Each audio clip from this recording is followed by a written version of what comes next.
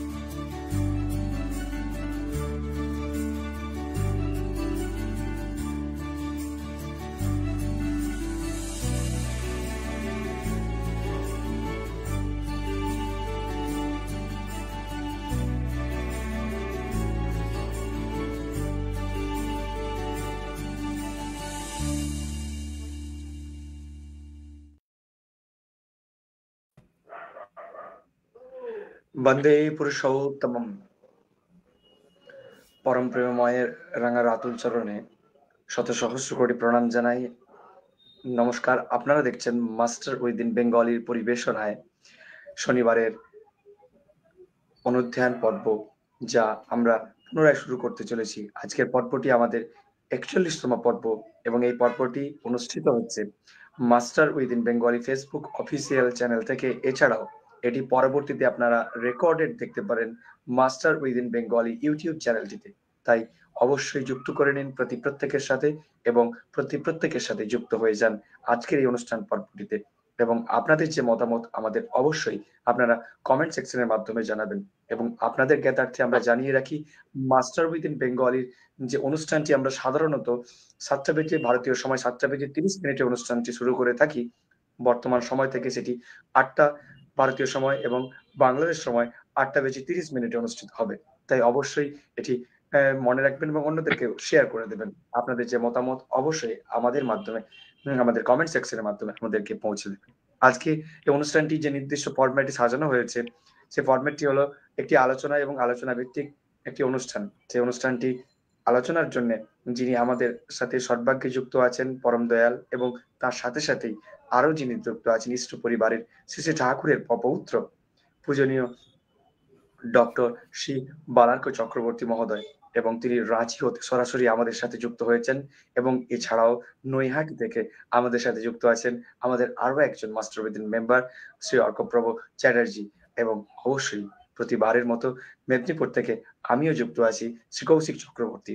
তাই আপনারাও যুক্ত হয়ে যান এবং আপনাদের প্রত্যেকেই যুক্ত করে নিন শেয়ারের মাধ্যমে। আপনাদের মতামত, আপনাদের আজকের যে বিষয় সেই বিষয় সম্পর্কে আপনাদের যে অভিজ্ঞতা সেগুলি আমাদের কমেন্ট সেকশনের মাধ্যমে শেয়ার করেন। অবশ্যই আজকের যে বিষয় সেই বিষয়টি সম্পর্কে বলে নিই। আজকের বিষয় শ্রী শ্রী ঠাকুরের আসল কাজ কি। শ্রী শ্রী ঠাকুরের আসল কাজ কি, ঠাকুরের কাজ বলতে আমরা কি বুঝি, এই বিষয়গুলি নিয়ে আমাদের শ্রী শ্রী ঠাকুরের যে আদর্শ ভিত্তিক কথা এবং তার আদর্শ ভিত্তিক যে চলন সেটি কেমন এবং কারা কিভাবে নিয়ে চলছেন এবং পূর্ব সময় থেকে কিভাবে সেটি বয়ে এসেছে, সেই বিষয়টি আজকে আমাদের উপজীব্য বিষয়। তাই চলুন দেরি না করে যুক্ত করে নিই রাঁচি হতে পূজনীয় ডক্টর শ্রী বালার্ক চক্রবর্তী মহোদয়কে।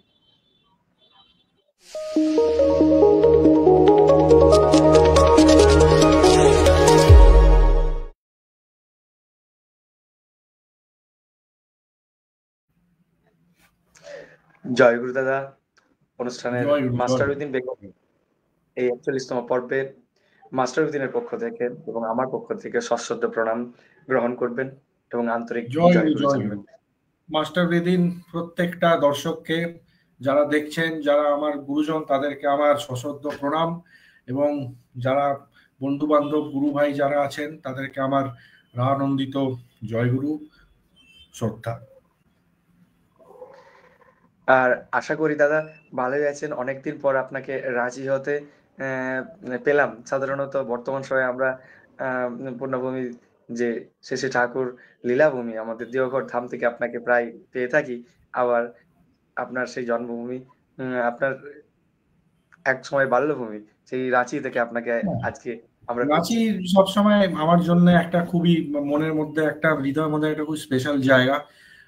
কারণ এখানেই আমি বড় হয়েছি, এখানেই আমি পড়াশোনা করেছি, আমার বন্ধু বান্ধব, আমার সবকিছু এখান থেকেই আরম্ভ হয়েছিল। জীবনের যাত্রা আমার এখান থেকেই আরম্ভ হয়েছিল, এবং এখানকার লোকজনের সাথে আমার একটা বিশেষভাবে কানেকশন আছে। এটা অবভিয়াসলি আমার জন্য একটা খুব স্পেশাল জায়গা, এবং আমি রাঁচির থেকে থেকে কিছু যেন করতে পারি সকলের জন্য, এটাই কামনা রাখি নিজের জীবনে।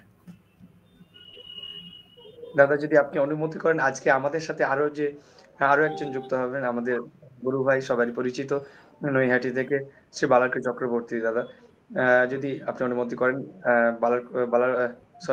আমাদের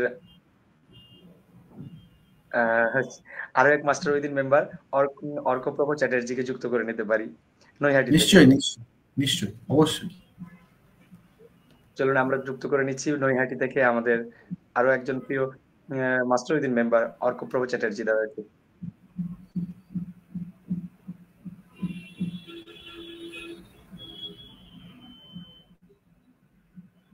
আশা করি আমাদের সাথে অর্কপ্রভ যুক্ত আছেন, আর হয়তো নেটওয়ার্কের কারণে আমরা দেখতে পাচ্ছি না। আমি রিকোয়েস্ট করব আরো একবার যুক্ত হয়ে যেতে। তো আজকে যে বিষয়, সেই বিষয়টিতে আমরা এগিয়ে চলি। হ্যাঁ, অর্কপ্রভ আমাদের সাথে যুক্ত হয়েছে। মাস্টার জয়গুরু, জয়গুরু, অর্ককে জয়গুরু। জয়গুরু দাদা। শরীর ভালো আছে তো? হ্যাঁ দাদা, একদম ঠাকুরের দয়ায় ভালো আছি। বাহ, খুব ভালো, খুব ভালো। তাহলে আজকে আলোচনা শুরু করা হোক। আজকে আলোচ্য বিষয় ঠাকুরের কাজ কি হোক কি, এই বিষয়ে আজকে আলোচ্য বিষয়। আমার স্কুলে যখন পড়তাম তখন আমরা এক একটা কোনো কারণকে মুখ্য করে আমরা সেই কারণের ভিত্তিতে আমরা কিছু কিছু ডে সেলিব্রেট করি এখন অনেক সময় করি, হয়তো এরকম অনেক আছে। ফাদার্স ডে, মাদার্স ডে, আমরা জানি এইগুলো আমাদের হচ্ছে, এগুলো এখন সোশ্যাল মিডিয়াতে আমরা দেখছি। মাদার্স ডে আমরা পালন করি, আমরা ফাদার্স ডে আমরা পালন করি, আমরা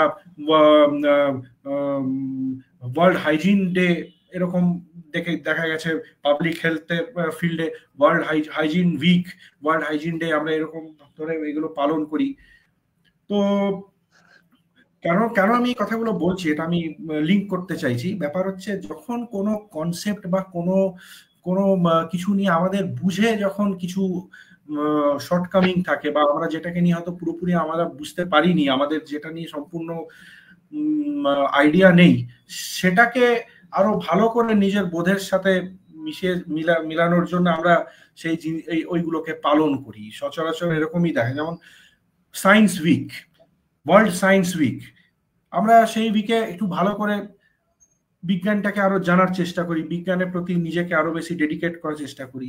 একটা এক্সাম্পল, ওরকমই আজকের টপিকটা, ঠাকুরের কাজ বলতে আসলে আমরা কি বুঝি। এটা একটা শুনতে খুবই সাধারণ টপিক মনে হচ্ছে, কিন্তু আদতে কিন্তু এটা একটা খুব গভীর টপিক। কারণ টপিকটার রাখার কারণই হচ্ছে, তার মানে নিশ্চয়ই এটা আমরা ফিল করেছি কোথাও না কোথাও আমাদের মধ্যে, আমরা যারা আছি সকলেই, যে ঠাকুরের কাজ বলতে আমরা কি বুঝি, আর অ্যাকচুয়ালিতে ইন প্র্যাকটিস ঠাকুরের কাজটা কি হওয়া উচিত।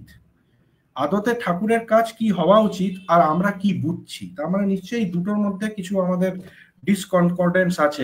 আমরা যেটা মনে করছি ঠাকুরের কাজ, আর প্রকৃতভাবে ঠাকুরের কাজ বলতে যা বোঝায়, তার মধ্যে নিশ্চয়ই কিছু ডিফারেন্স আছে।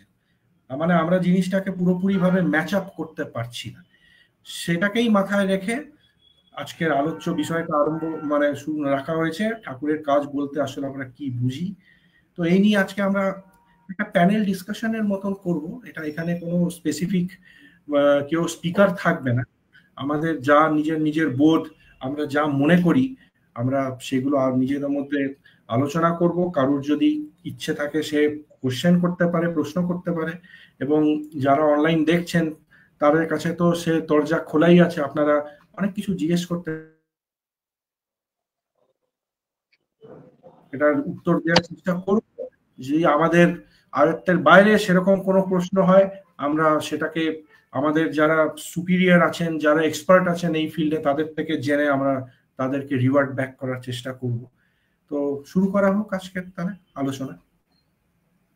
অবশ্যই দাদা, আমরা অবশ্যই আপনাদের যে কমেন্ট সেকশনে আপনাদের জন্য খোলা রয়েছে। আজকে যে বিষয় ঠাকুর বলতে আসলে আমরা কি বুঝি যদি ব্যাপারটা দেখি দাদা, প্রথমেই আসে যে প্রত্যেকটা বোঝ আমাদের নিজস্ব চিন্তা এবং নিজস্ব ভাবনা এবং নিজস্ব সত্তার উপর একটা ভাব। অর্থাৎ আমি যে ভাব নিয়ে মানুষ হয়েছি, যে ভাবটা নিয়ে আমি তৈরি হয়েছি ছোটবেলা থেকে, এবং অবশ্যই পিতা মাতার দেওয়া একটা ভাব থেকে, সেগুলো থেকে আস্তে আস্তে বেড়ে উঠেছি। সেই বেড়ে ওঠা ভাবটাই হচ্ছে আমার বোঝ। আর সেই বোঝাটাই অনেক সময় আমার অনেক অনেক ভাবকে এবং অনেক চিন্তাকে প্রকাশ করে, যা আমার মধ্যেকার ভেতরে লুকায়িত আছে, অথবা যা আমি অভ্যাসে প্রত্যেকদিন পালন করে অভ্যাসের চরিত্রগত করছি, অর্থাৎ যা আমরা প্রত্যেকদিন অর্জন করছি। সেটাই প্রথমে আমার বোঝ বা আমি আমরা আসল কাজ কি বুঝি, এই বিষয়টা যদি আসি, তো এই জায়গা থেকে আসে। কিন্তু এই বোঝের ব্যাপারটা বিভিন্ন ভাবে বিভিন্ন জায়গায় যদি আমিত্ব থাকে, অর্থাৎ আমার মধ্যেকার ভেতরকার যদি আমিত্ব থাকে, তাহলে সেই বোঝটা প্রাসঙ্গিক হয়ে ওঠে, সর্বজনীন হয়।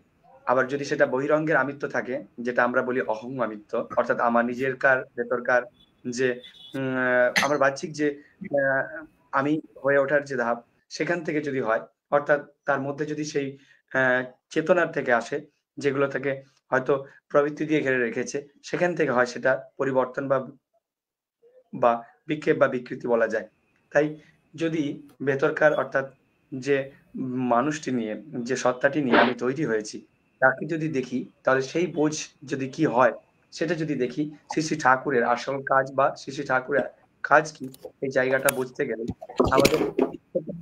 আমাদের একটা ইন্টারেস্টিং জিনিস দেখা যায় যে প্রত্যেকটা পুরুষোত্তম যখন আসেন, একেবারে প্রাথমিক পর্বে আমরা তো সেই সমস্ত জিনিস তাদের লেখা বা তার ভক্তদের লেখা গ্রন্থ থেকে পড়তে থাকি।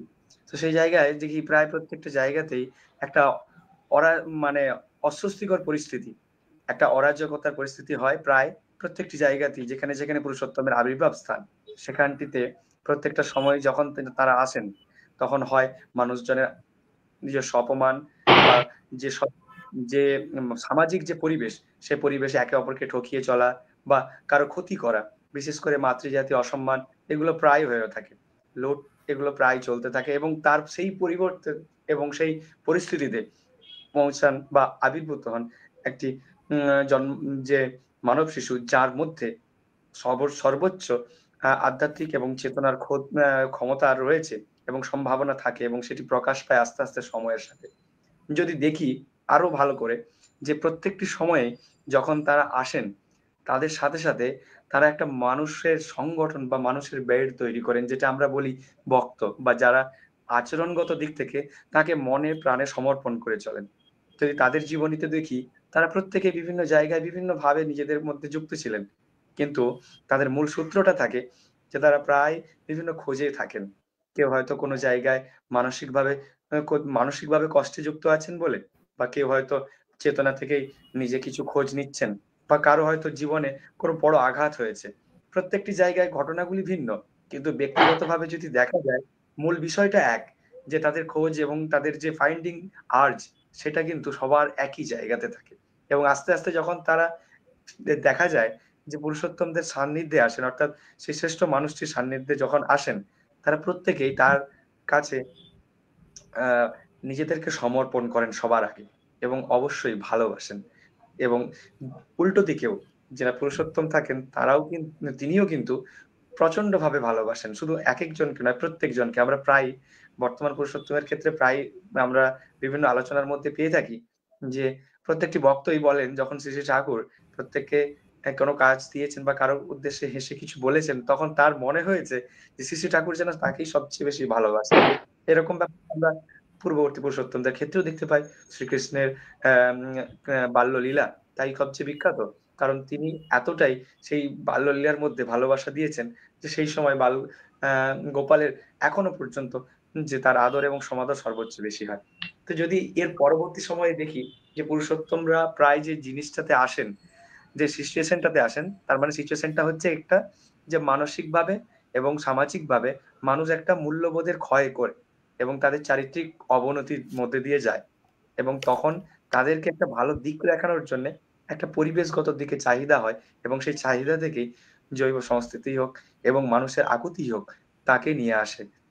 এই জায়গাটাতে যদি আমরা দেখি, তাহলে প্রায় প্রত্যেকটাতেই একটা জিনিস চোখে পড়ে, যে তাহলে তিনি যখন আসেন তখন একটা মূল ঘটনা হচ্ছে প্রত্যেকটা মানুষ কানেক্টেড হয়ে তার কাছে ভালোবেসে আসেন, যুক্ত হন। এবারে ইন্ডিভিজুয়ালি যদি আবারও দেখি, 1348 সালের 16ই পৌষ, এই সময়টিতে আমাদের হিমায়তপুর আশ্রমে, অর্থাৎ বাংলাদেশ, বর্তমানে অধুনা বাংলাদেশে হিমায়তপুর অঞ্চলে শ্রী শ্রী ঠাকুর শ্রী শ্রী ঠাকুর অনুকূল চন্দ্র চক্রবর্তী, আমাদের যে জীবন পথের সারথি, অর্থাৎ আমাদের যে আদর্শ, সেই পুরুষোত্তম, তিনি এসেছিলেন যখন সেই পরিবেশে, তখন প্রত্যেকটি জায়গায় মানুষ মায়েদের অসম্মান করেছে, বা এক একটি জায়গায় মানুষজন তাদের চারিত্রিক অবনতি চরমে হয়েছে, মানুষকে মানুষ ঠকিয়েছে। তো সেই সময়ে যদি দেখি, তখন দেখা যায় যে দু একটি পরিবার, তার মধ্যে অবশ্যই ইষ্টের যে আবির্ভূত যে অংশ, যে স্থান, ইন্টারাপ্টটা আমি সেইখানে করব এইভাবে। হ্যাঁ আমরা যদি দেখি পুরুষোত্তমের জীবনশৈলী, যে কোনো পুরুষোত্তমের জীবন শৈলী না বললেও আমি যদি লাইফ ট্র্যাজেক্টরিটা দেখি, তাহলে আমরা বুঝতে পারবো যে প্রায় প্রত্যেকেরই জীবনে এরকম একটা সময় এসছিল যেখানে তাদের সব থেকে বড় শত্রু হয়ে দাঁড়াচ্ছে সোকল ধার্মিক লোকজন। হ্যাঁ, এটা তো প্রফেট মোহাম্মদ সারা জীবন যুদ্ধ করে গেলেন, কারা তার পেছনে লাগছিল? সোকল তখনকার খুব তথাকথিত জ্ঞানী ধার্মিক। জিসাস ক্রাইস্ট, ওনাকে তো ক্রুসিফাই করে দেয়া হলো। চৈতন্য মহাপ্রভু, হিন্দু সমাজের সব বড় বড় পান্ডা, সব বড় বড় সাধু তান্ত্রিক যারা তখনকার সে পুরুষ ছিলেন, তারা সব থেকে বেশি ডিস্টার্ব করেছেন। শ্রীরামচন্দ্র কৃষ্ণের জীবনেও এরকম কিছু ঘটনা আছে। তো ঠাকুরের কাজ আসল কি, যদি আমি অ্যান্সারটা দিতে চাই, তাহলে আমাকে সব থেকে আগে দুটো কোশ্চেনকে অ্যাড্রেস করতে হবে এটাকে অ্যান্সার করার জন্য। ফার্স্ট, ঠাকুর কে ছিলেন? ঠাকুর কি ছিলেন, বা ঠাকুরের চরিত্র কেমন ছিল, বা ঠাকুর কি চাইতেন? আমি যদি এটা না বুঝি, তাহলে আমি কখনোই অ্যান্সারটা করতে পারবো না যে ঠাকুরের কাজ তাহলে কি করে হবে। ঠিক আছে? আর সেকেন্ড যেটা হচ্ছে, সেটা হলো যে এত ধর্ম চারিদিকে হচ্ছে, ধর্মের নামে এত কিছু হচ্ছে, তাহলে আবার আলাদা করে ঠাকুরের কাজ বলতে কি বোঝায় সেটা নিয়ে ডিসকাস করার কি প্রয়োজনীয়তা আছে? তো এই দুটো কোশ্চেনকে আগে অ্যাড্রেস করা হোক, অটোমেটিক্যালি তাহলে আমাদের আলোচ্য বিষয়ে অ্যান্সারটা বেরিয়ে আসবে। দাদা এই মুহূর্তে অর্কর বক্তব্য কি? অর্কর কাছে আমরা জানতে চাই বিষয়টি। সবার প্রথমে দয়ালের রাতুল চরণে আমার প্রণাম জানাই, এবং পূজনীয় রাহুল দাকে আজকে পেয়েছি। রাহুল দার সর্বাঙ্গীন সুস্থতা কামনা করি দয়ালের চরণে, এবং কৌশিক দাকেও আমার আনন্দিত জয়গুরু। যারা দেখছেন তাদেরকেও আমার যথাযোগ্য স্থানে প্রণাম, শ্রদ্ধা, জয়গুরু। কোন রকম দেরি না করে রাহুল দা আজকে যে প্রশ্নটা, প্রথম প্রশ্ন, শ্রী শ্রী ঠাকুর কে, শ্রী শ্রী ঠাকুর কে, কথাটা এর উত্তর দেওয়ার মতো যোগ্যতা তো আমার নেই, কিন্তু আজকের, এবং এটাকে অনেক রকম ভাবে উত্তর দেওয়া যায়। আজকের যে প্রসঙ্গ, কাজ নিয়ে কথা হচ্ছে, সেক্ষেত্রে আমি বলতে চাই শ্রী শ্রী ঠাকুর হচ্ছেন এমন একজন লোক, কাজের আগে আসে কথা, কাজের আগে আসে সেই কাজটা করার জন্য সিদ্ধান্ত নেওয়া। শ্রী শ্রী ঠাকুর হচ্ছেন এমন একজন লোক যার কথা কাজে কোন রকম তিলমাত্র অমিল নেই, যেমন কথা তেমন কাজ, এবং সেটা প্রত্যেকটা পরিস্থিতিতে, পরিস্থিতি যেরকমই হোক না কেন, যতটাই চ্যালেঞ্জিং হোক না কেন, শ্রী শ্রী ঠাকুর হচ্ছেন সেই ব্যক্তিত্ব, তিনি হচ্ছেন অচ্যুত। হ্যাঁ, এবং আরো একটা বৈশিষ্ট্য, যে কোনো একটা কথা তিনি বলেছেন, সেই কথাটা প্রত্যেকটা যে পরিস্থিতিতে সেই কথাটা তিনি বলেছেন তখন সেই কথাটা পারফেক্ট ছিল। অন্য পরিস্থিতি যখন পাল্টে গেছে তখন তার কথাটা কিন্তু পাল্টে যায়নি, সেই কথাটা সেই পরিস্থিতিতে, আজকের পরিস্থিতিতে সেখানেও ততটাই প্রযোজ্য। এবং তার কথা এবং কাজ দুটোই তিনি কখনো ফেরত নেন না। ঠিক আছে, এরকম নয় যে তিনি ভুল করে কোনো কথা বলে ফেলেছেন বা তিনি ভুল করে কোনো কাজ করে ফেলেছেন। এটাই হচ্ছে শ্রী শ্রী ঠাকুরের সঙ্গে আজকের যে দৃষ্টিভঙ্গি দিয়ে আমরা দেখছি, আজকের বিষয় দিয়ে শ্রী শ্রী ঠাকুরের সঙ্গে বাকি মানুষ ও সমাজের, এবং শ্রী শ্রী ঠাকুর যখন, ঠাকুরের মতো ব্যক্তিত্ব যখন আসেন সমাজে, যেটা কৌশিকদা বলছিল যে সমাজে কোনো একটা ক্রাইসিস তৈরি হয়, সমাজে ক্রাইসিস শুধু মানুষ ও সমাজে ক্রাইসিস নয়, গোটা জীব জগতের মধ্যে একটা ক্রাইসিস তৈরি হয়, এবং তিনি সবার পরিপূরণের জন্যই আসেন। যখন জিসাস ক্রাইস্ট এসেছিলেন তখন যারা অপেক্ষা করেছিলেন যে প্রফেট আসবেন, প্রফেট আসবেন, তারা মনে করতেন যে জিসাস ক্রাইস্ট মানে প্রফেট এসে, তারা তো নাম জানতেন না, প্রফেট এসে ওই যারা রোমান সোলজার যারা আছেন, রোমান কর্তৃপক্ষ যারা আছেন তাদের সঙ্গে যুদ্ধ করবেন।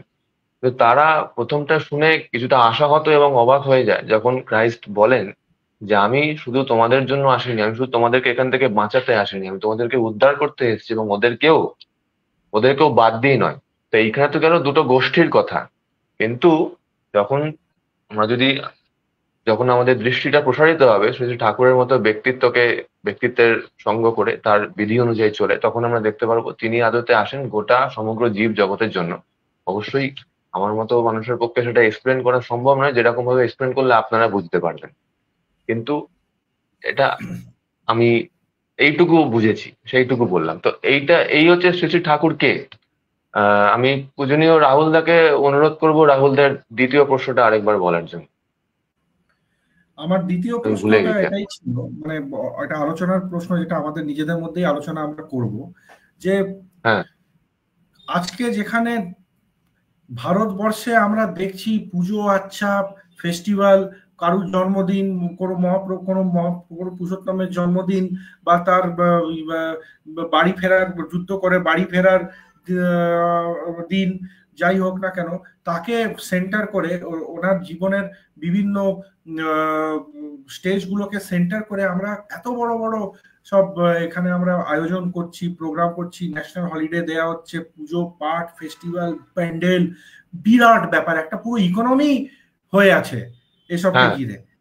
ঠিক আছে, হ্যাঁ। তাহলে এই আলোচ্য বিষয়ের প্রয়োজনীয়তা কোথায়? কোথায় ঠাকুরের কাজ বলতে আমরা কি বুঝি? লোকেরা তো বুঝছে ঠাকুরের কাজ কি হচ্ছে, না হলে কি তারা এই আয়োজনগুলো তো করতে পারতো না। তাহলেও কেন এই আলোচ্য বিষয়ের প্রয়োজনীয়তাটা কেন? কোথায় কোথায় মানে কি লুজ এন্ডটা হয়ে আছে, বা কোথায় আমরা শর্টকাম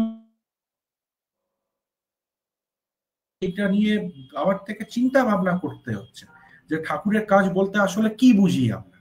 এই প্রশ্নটা মাথায় আসছে কেন আমাদের? তার মানে নিশ্চয়ই কোথাও একটা এমন কিছু হচ্ছে যেটা আমরা বুঝতে পারছি যে যেটা কিন্তু হিসাবে মিলছে না, যেমন হওয়া উচিত ছিল আইডিয়ালি ওরকম হচ্ছে না। কিন্তু তাহলে ওটা কি ব্যাপার, আর ওটা কেন হচ্ছে না, সেটাকে নিয়ে একটুখানি আলোচনা করলে আমার মনে হয় একটু, আর ইট উইল বি এটাকে নিয়ে যদি আমি, জাস্টিস টুয়ার্ডস দ্য টপিক। হ্যাঁ দাদা, সেটাকে নিয়ে যদি আমি বলি তাহলে আমি বলবো যে আমি আবার শুরু করব দুটো গোষ্ঠীর লোকের কথা দিয়ে। ঠিক আছে, এক দল লোক যারা হচ্ছে ইকোনমিক গ্রোথ চায়, সেটা কোনো, সেই চাওয়াতে কোনো ভুল নেই। আমাদের দেশ বা প্রত্যেকটা দেশের মানুষই তাদের দেশের ইকোনমিক্যাল গ্রোথ চায়, এবং ইকোনমিক গ্রোথ যদি আসে আহ তাহলে সমাজের প্রত্যেকটা শ্রেণীর মানুষই সেটার দ্বারা উপকৃত হয়। আরেকটা গোষ্ঠী আছে, তারা বলে যে এই যে ইকোনমিক গ্রোথটা আসছে এনভায়রনমেন্টের কস্টে, মানে এনভায়রনমেন্টটাকে নষ্ট করে সেই কস্টে ইকোনমিক গ্রোথ আসছে। তো সেই আমরা কি বেশি প্রাইস পে করে ফেলছি না? হ্যাঁ, এইবার যখনই আমরা ফেস্টিভ্যাল গুলো দেখছি, ফেস্টিভ্যাল গুলো যে তৈরি হয়েছে আদত যে ঘটনা থেকে, হ্যাঁ, যে প্রভু শ্রীরাম যুদ্ধ জয় করে অযোধ্যা ফিরছে, সেটাকে কেন্দ্র করে দীপাবলি, সেই সময় কালী পুজো, সেই সেই সময়টায়, সেই সময়টাকে আমরা আমাদের মতো করে সেলিব্রেট করি, ভারতবাসীর মতো করে সেলিব্রেট করি। বাইরের দেশের মানুষরা ওই সময়টায়, এক্স্যাক্টলি ওই সময়টা নয়, কিন্তু ওই সময়টাকে তারাও সেলিব্রেট করে। ওই সময়ের একটা মাহাত্ম্য আছে, তারা অন্যরকম ভাবে সেলিব্রেট করে, হয়তো এক্স্যাক্টলি ওই দিনটাকে সেলিব্রেট করে না। তাদের তিথি নক্ষত্র অনুযায়ী দেখা যাবে তাদের একদম তাদের পরিবেশ অনুযায়ী যে দিনটাকে তারা সেলিব্রেট করে, অন্য নামে অন্য বিষয়ের জন্য সেলিব্রেট করে, কিন্তু তাদের তিথি নক্ষত্র অনুযায়ী দেখা যাবে সেই দিনটাই সেই সেলিব্রেশনটাই করার জন্য।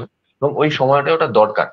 ওই সময়টায় কেন ওই সেলিব্রেশন, ওই ধুমধামাকা দরকার, সেটা আজকে পাপাই সৌভিক থাকলে আরো ভালো করে বলতে পারতো, এটা ওর একদম ওরই বিষয়। যাই হোক, সেলিব্রেশন দরকার, সেটা নিয়ে আমার কোনো সন্দেহ নেই। এবার সেলিব্রেশনটা করছে কারা? আমরা ভক্তরা করছি, এটাও বলতে পারি, এটা বলতেও আমার কোনো অসুবিধা নেই।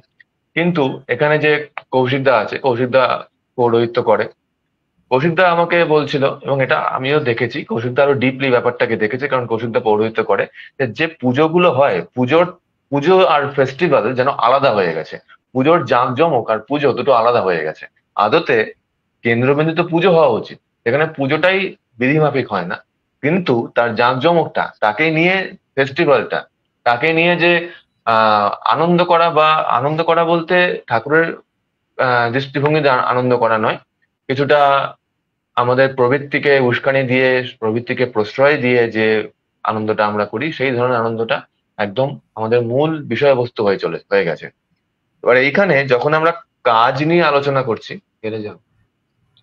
যখন আমরা কাজ নিয়ে আলোচনা করছি, তখন আমি অন্তত কারণ ছাড়া কাজের কথা বলতে পারি না, ঠিক আছে? কিন্তু আবার শ্রী ঠাকুর এবং আমরা গীতাতেও দেখছি যে প্রত্যেকটা জায়গাতেই আসছে যে শুধু কাজেই আমার অধিকার, ফলে নয়। কিন্তু আমি ফলের কথা ছাড়া কাজটার কথা বলতেই পারি না।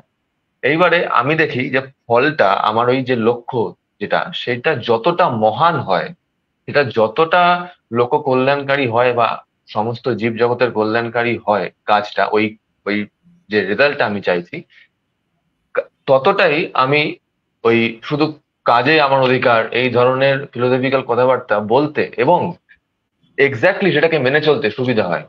ঠিক আছে, আমি একটা এক্সাম্পল দেব।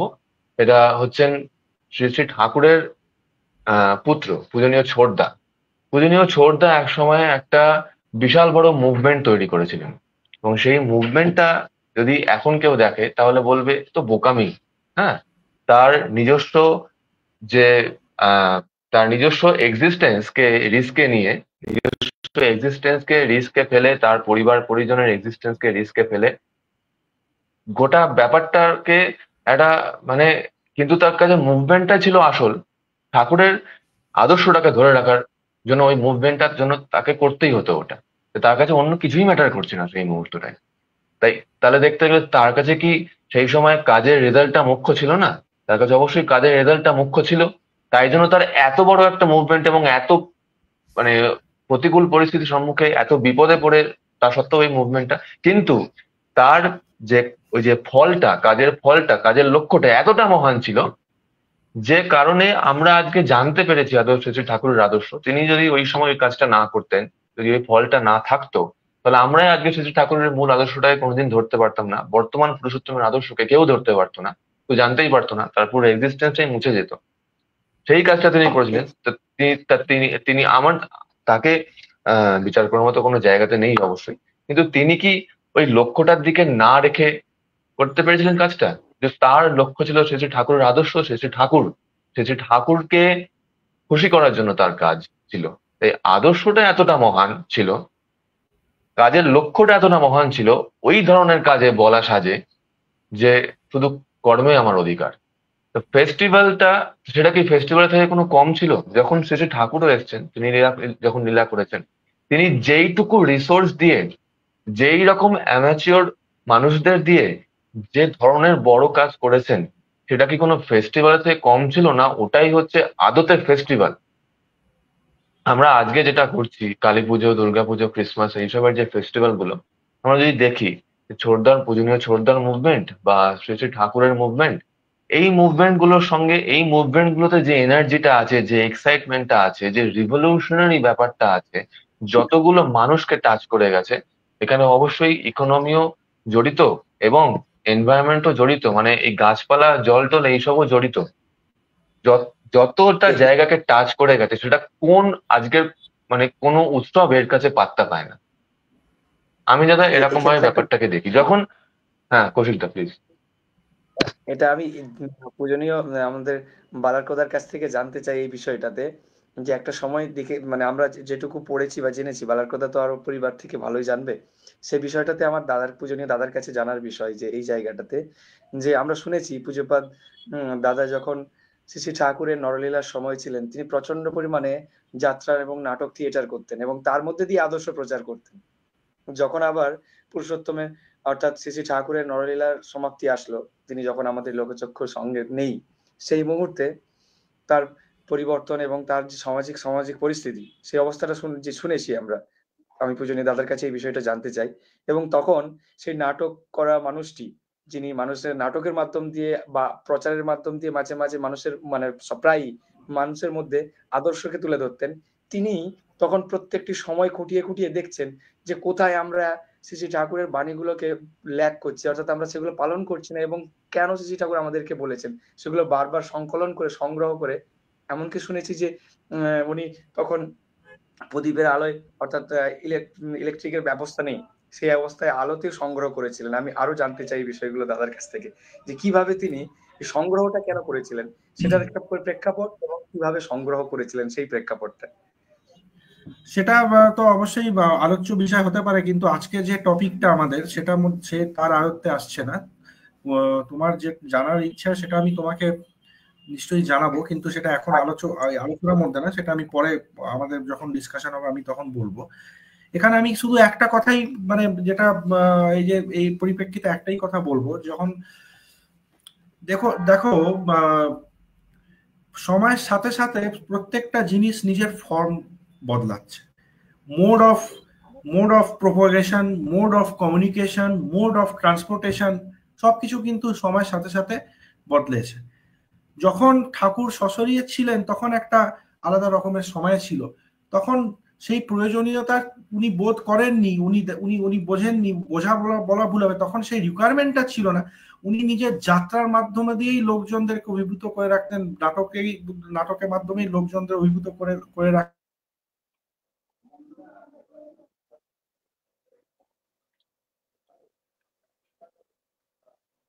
পরিস্থিতি উৎপন্ন হলো। ঠাকুর যখন চলে গেলেন তখন একটা অন্যরকম পরিস্থিতি উৎপন্ন হলো, তখন এই নিডটা এলো যে ওয়ান শুড নো যে ঠাকুরের মেন অবজেক্টিভটা কি ছিল।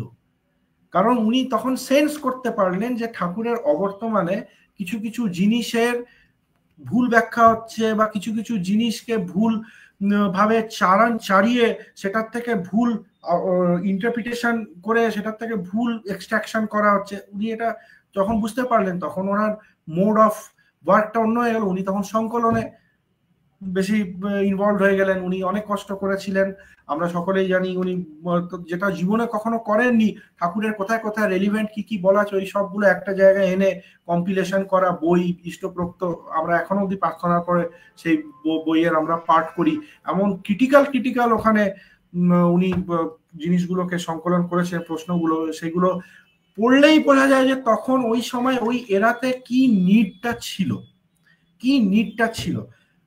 এই নিডটা হয়তো তখন অতটা হয়নি যখন ঠাকুর ছিলেন সশরীরে, তখন নিডটা হয়নি বলে উনি তখন করেননি। কিন্তু এইটা তো হয়ে গেল অন্য ব্যাপার। আসলে আমাদের আলোচ্য টপিকটা যেটা ঠাকুরের কাজ বলতে আমরা কি বোঝাই, এটাকে বলতে গেলে আগে একটু ঠাকুরকে বুঝতে হবে। ঠাকুর কি চাইতেন, ঠাকুর কে ছিলেন। একজন ভক্ত আপনারা প্রত্যেকেই জানবেন, তার নাম ব্রজগোপাল দত্ত রায় বলে একজন ভক্ত ছিলেন। ঠাকুরের জীবনী লিখেছিলেন উনি, ঠাকুরের যে জীবনীটা ওনার লেখা আছে।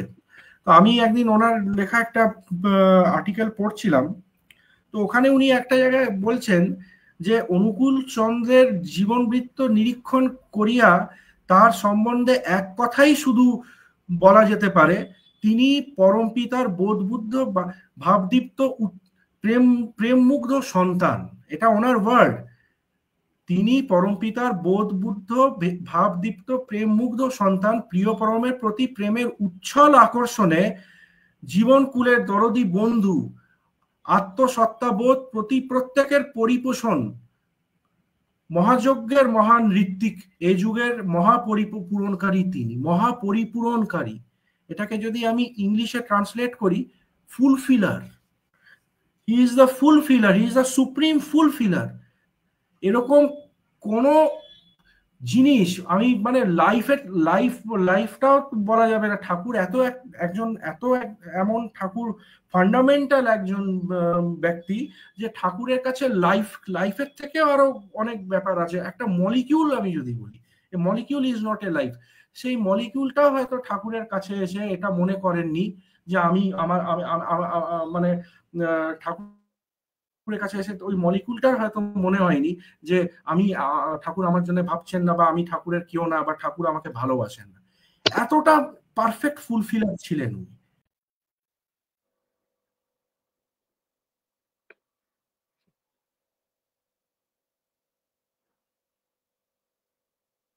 লোক প্রত্যেককে ফুলফিল করেছেন নিজের জীবনের মাধ্যম দিয়ে। এটা হচ্ছে ঠাকুরের বেস। মানে ঠাকুরকে বুঝতে গেলে এটাই এক লাইনে বলা যেত, he is the perfect fulfiller of all.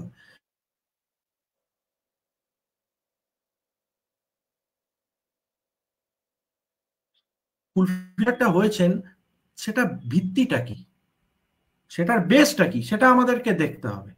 তখন দেখা যাচ্ছে ওনার যে প্রত্যেকটা বস্তুর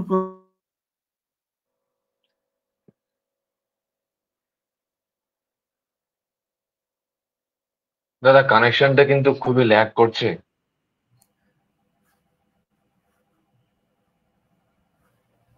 হ্যাঁ এখন ঠিক আছে দাদা, কানেকশনটা মাঝখানে একদম ছিল না।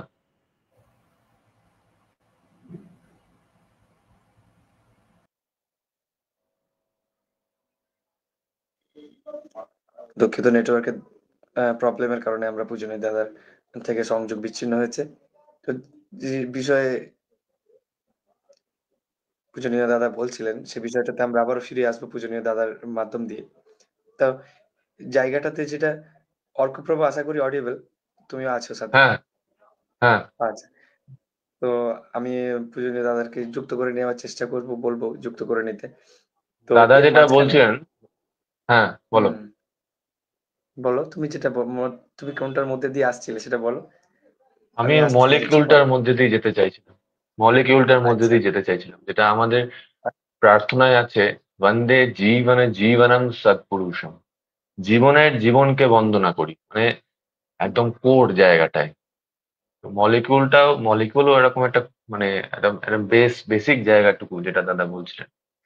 তো মানে এই কারণেই বলছি যে শ্রী শ্রী ঠাকুরের মুভমেন্ট, তার কথা বা তার কাজ সবসময় শুরু হয়েছে একদম ওই বেস থেকে।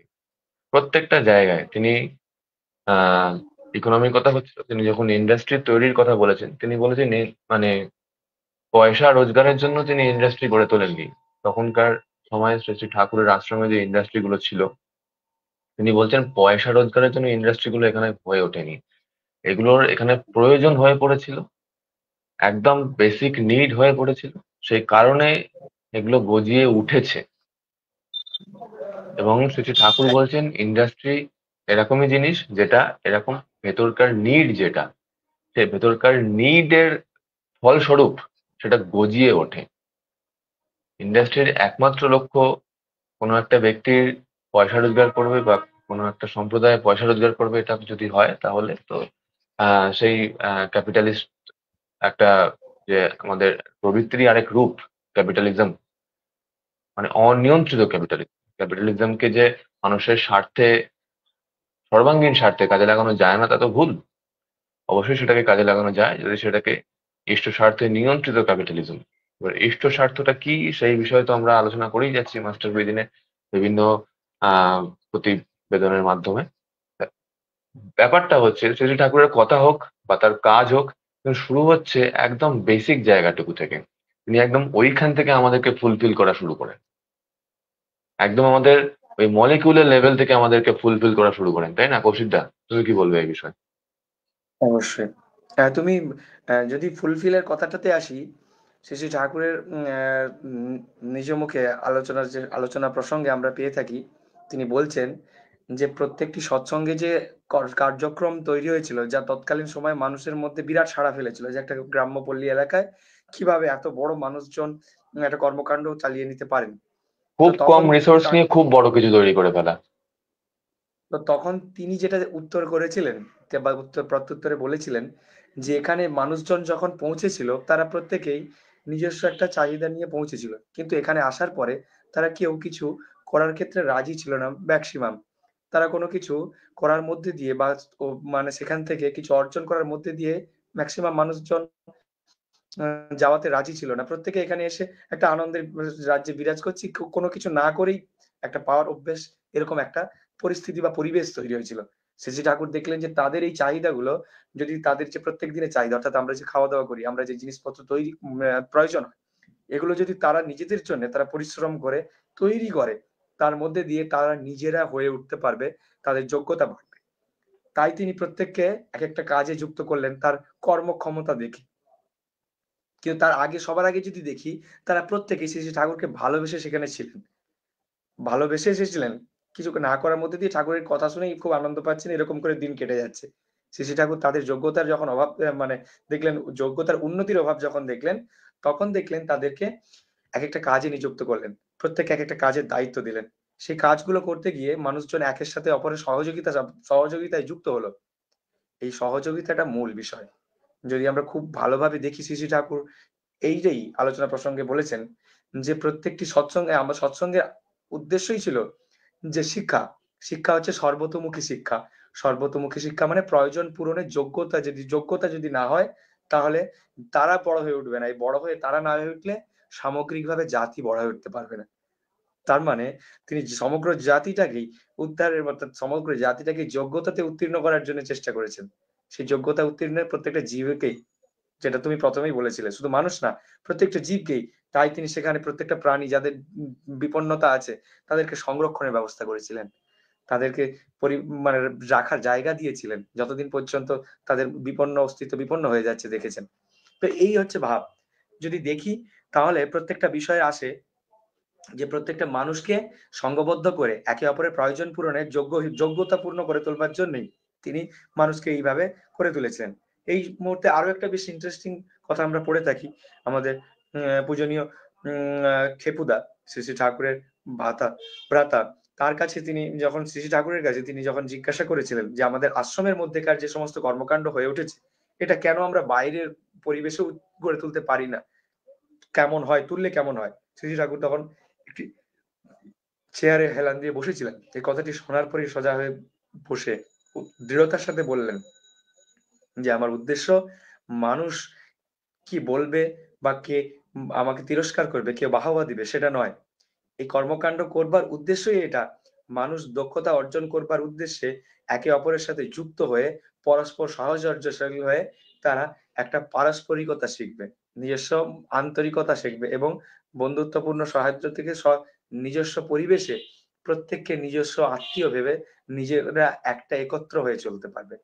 তিনি আরো বললেন যে আমাদের অভাব ছিল না পরিবেশে, ভালো মানুষের অভাব আর্যাবর্তের এই মানে আমাদের এই এলাকায় কোনোদিনই অভাব ছিল না। সত্তাযুক্ত মানুষ ছিলেন, মানুষের মধ্যে বৈশিষ্ট্য ছিল। তাহলে অভাবটা কি ছিল? যে আন্তরিক ভাব নিয়ে একে অপরের সাথে যুক্ত হয়ে একে অপরের হয়ে ওঠা, যে একজনের কাজে অবশ্যই আমি তাকে গিয়ে সাহায্য করব নিজের মনে করে, এটার জন্য একত্র হওয়ার প্রয়োজন ছিল। সেই একত্র হওয়াটা শ্রী শ্রী ঠাকুর বললেন যে কাউকে শ্রেষ্ঠের প্রতি নতি স্বীকার করে তাকে ভালোবেসের মধ্যে দিয়ে হয়ে যায় সহজ। তাই যদি আমরা দেখি শ্রী শ্রী ঠাকুরের সময়ে মানুষজন এসে তার কাছে দীক্ষার মাধ্যম দিয়ে দক্ষতা অর্জনের জন্য প্রত্যেকদিন অভ্যাস করে তার কথাগুলিকে মেনে পালন করার চেষ্টা করেছে, শুধুমাত্র শ্রী শ্রী ঠাকুরকে খুশি করে আনন্দ দেওয়ার জন্য। এবং সেই আনন্দটা একজন নয়, প্রত্যেকেই দিতে চেয়েছে। এবং যখন প্রত্যেকেই দিতে চেয়েছে তখন প্রত্যেকে একে অপরের জন্য সাহায্য করছে। দাদা এটা আপনি করছেন, আচ্ছা আমি এই সময়টা একটু মানে ফ্রি আছি, তাহলে আপনার সাথে এটা আমি করবো। এরকম মানুষ শত ইচ্ছিত মানে শত উৎসাহে যুক্ত হয়েছেন। এরকম আমি শুনেছি যে পূজনীয় মানুষদের কাছে যে বিয়ে বাড়ি হলে, তখনকার দিনে একটা বিয়ে বাড়িতে মানুষজন কিছুই আয়োজন করতে পারেনি। তখনকার দিনে পল্লী সমাজে তো অবস্থা আর্থিকভাবে খুবই দুর্বল ছিল। তো সেই সময় তার কিছু সংগ্রহ করার ক্ষমতা নেই।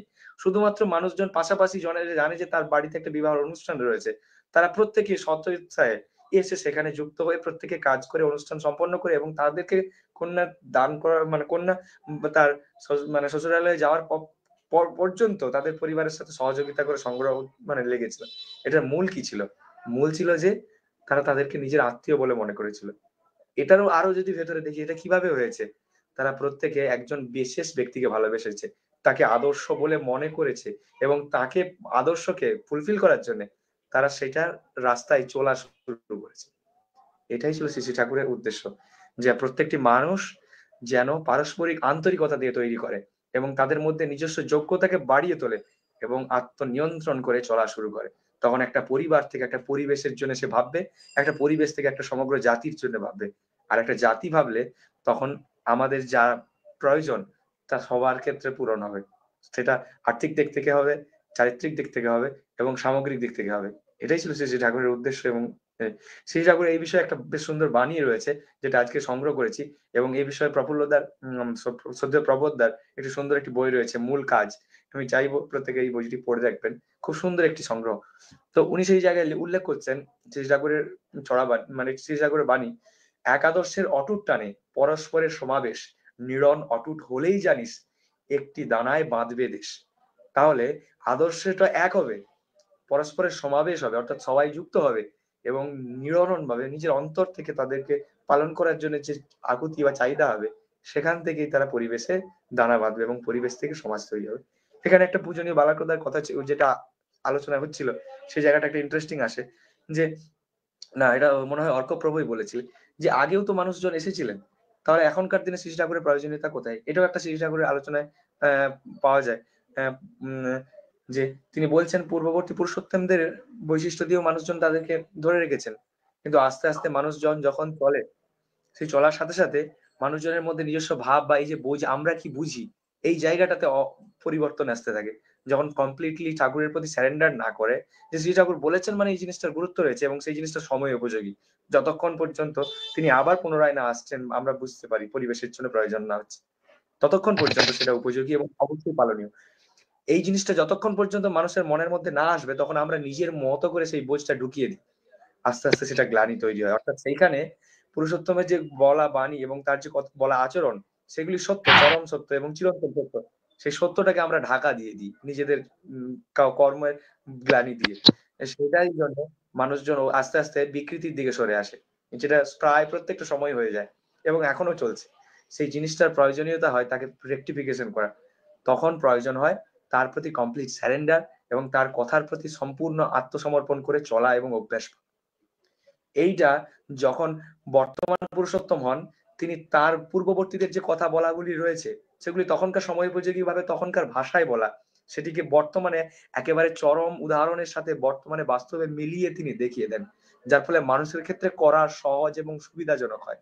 তাই বলা হয় বর্তমানে তিনি পূর্বর্তনের যারা আছেন বর্তমানে তিনি স্থান পান এবং বর্তমানের মধ্যে দিয়ে তিনি পূর্ণতার প্রাপ্তি পান। তার মানে বর্তমানের যে যিনি পুরুষোত্তম আছেন তার কথা এবং তার আচরণে সেগুলি সহজভাবে মানুষ বুঝতে পারে। বোঝাটা কি হয়? মানুষ পালন করার দিকে গিয়েছে, তখন পালন করতে কি হয়, পূর্ববর্তী যিনি আছেন তার কথাটাও পালিত হয়। আর পরবর্তী আচরণ দেখে মানুষ সহজেই বুঝতে পারে, তখন তাকে লক্ষ্য করে জানতে পারে যে হ্যাঁ এই জিনিসটাই তো আমরা পূর্ববর্তীতে শিখেছি তার মাধ্যম দিয়ে। তাহলে এটা হয় সহজবোধ্য, তাই আমরা তাহলে পূর্ববর্তীর দাদা মাধ্যম দিয়ে তাহলে পরবর্তীতে দেখি। ঠাকুরের তাহলে শ্রী শ্রী ঠাকুরের মূল কাজটা কি দাঁড়ালো? নিজস্ব চরিত্রকে তৈরি করা, নিজেকে তৈরি করা প্রত্যেকটা মানুষের। অবশ্যই অবশ্যই নিজস্ব চরিত্র, নিজস্ব যে সত্তা নিজের মধ্যেকার ভেতরে যে আছে মানুষটা, যে বোধ থেকে হ্যাঁ, জন্মসূত্রে পেয়েছি, সেটাকে উন্নত করে তোলা। এবং সেটা উন্নত করে তোলা কিভাবে? কিছু বৈশিষ্ট্যশালী আচরণ দ্বারা, কিছু অভ্যেস দ্বারা। সেটা কাকে দিয়ে? যারা শ্রেষ্ঠ মানুষ বলে গেছে, তাই তাদেরকে আমরা পুরুষোত্তম বলি, এবং সর্বাগ্রে তার প্রতি আত্মসমর্পণ করা।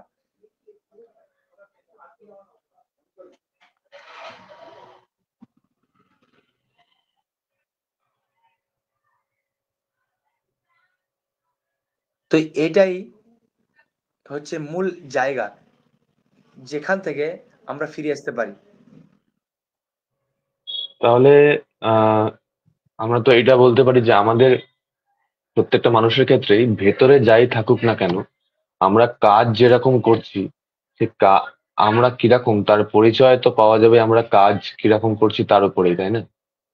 অবশ্যই অবশ্যই এটাও যদি আমরা দেখি যে কাজের ব্যাপারটা আসে, প্রথমে আমরা কতটা স্যারেন্ডার করেছি, প্রথমেই সারেন্ডার যেটা আসছে করাটা তো একটা কাজ। কাজ, মানে আমি কাজ কিরকম করছি, আমি আমার কাজের বিষয়ে কতটা ফ্যানাটিক, আমার আমি যদি আমার কাজের বিষয়ে ফ্যানাটিক হই, তার মানে আমার কাজের প্রতি দৃঢ় প্রত্যয় আছে। তার মানে আমার যে কাজটা, সেই কাজটা দেখিয়ে দেবে অন্য মানুষকে যে আমার আদর্শ কিরকম, তাই না?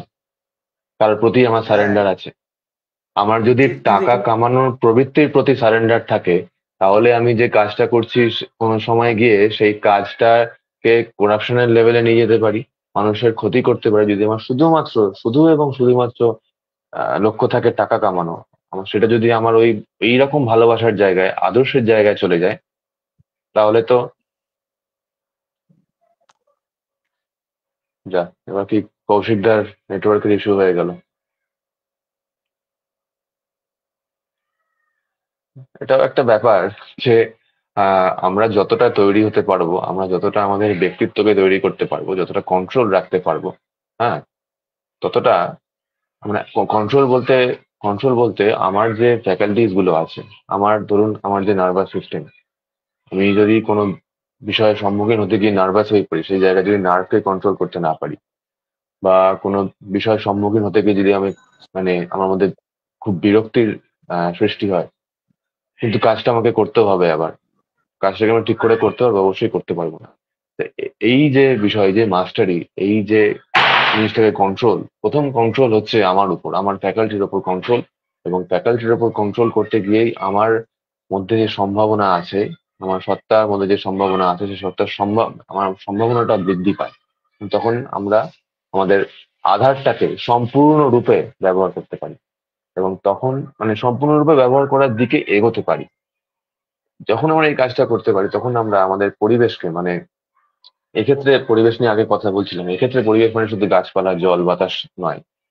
আমরা যে পরিবেশে বাস করি, আমাদের আমাদের পাড়া প্রতিবেশী, আত্মীয় স্বজন, বন্ধু বান্ধব সবাই নিয়ে, সেই পরিবেশের ওপর আমরা কন্ট্রোল আসবে আমাদের।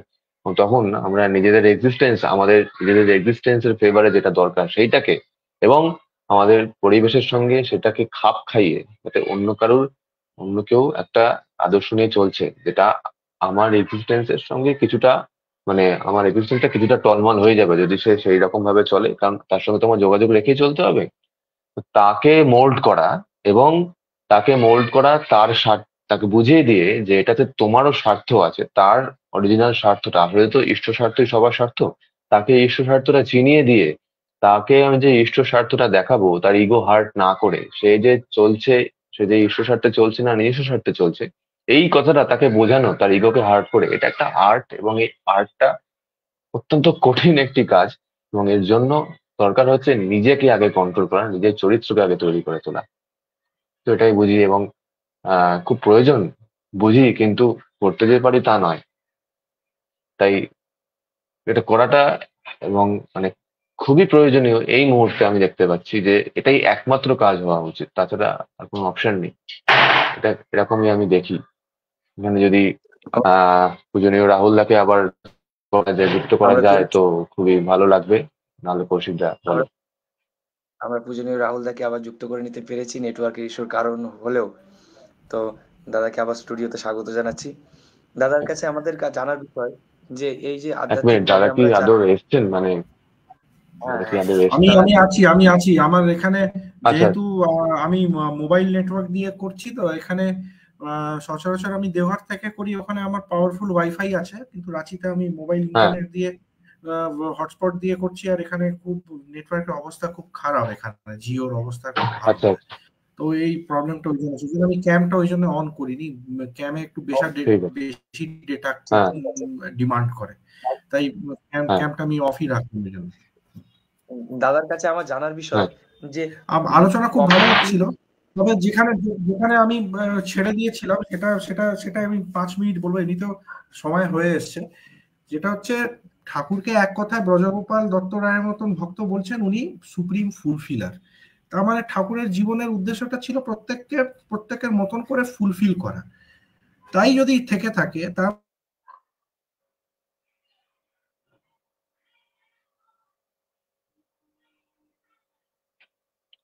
মানে ঠাকুর যখন থাকবেন না, ঠাকুরের অনুযায়ী যারা হবেন, ঠাকুরের দীক্ষিত যারা হবেন, ঠাকুরকে নিজের জীবনের সেন্টারে রেখে যারা এগোচ্ছে, তাদের তাহলে দায়িত্ব হলো ঠাকুরের সেই জীবনের মিশনটা, যেটা সবাইকে ফুলফিল করা ছিল, সবাইকে সবার মতন করে ফুলফিল করা, সবাইকে গড়ে তোলা, সবাইকে being and becoming A help করা, তাহলে সেটাই আমাদের মিশন হয়ে দাঁড়াচ্ছে। ঠাকুরের কাজ বলতে সেটাই হচ্ছে, তার মানে আমাদেরকে ওটা করতে হবে। এবার এটা একটা এমন সায়েন্স, এটা একটা এমন কোর্স যেটাকে শিখতে গেলে সব থেকে প্রথম প্রয়োজনীয়তা হচ্ছে নিজের ওপর কন্ট্রোল। আমি একজনের দরদটা বুঝবো কি করে? আমি যতক্ষণ না তার টেম্পারমেন্টের সাথে নিজের টেম্পারমেন্টটা অ্যালাইন করছি না, আমি তা বুঝবো কি করে? একজন দুঃখ পাচ্ছে, একজন খেতে পাচ্ছে না, তার খিদেটা ফিল করে নিজের খাবার দিয়ে দেওয়ার যে টেন্ডেন্সিটা, যে মানসিকতাটা, নিজে হয়তো আমার খিদে পেয়েছে তাও আমি দিয়েছি। এটা ঠাকুরের জীবনে যেটা বরাবর দেখা গেছে, উনি যখন মেডিকেল পড়তে গেছিলেন তখন এরকম অনেক কষ্ট আমরা দেখেছি, ওর জীবনীতে উল্লেখ আছে। তো ওটার ভিত্তিটা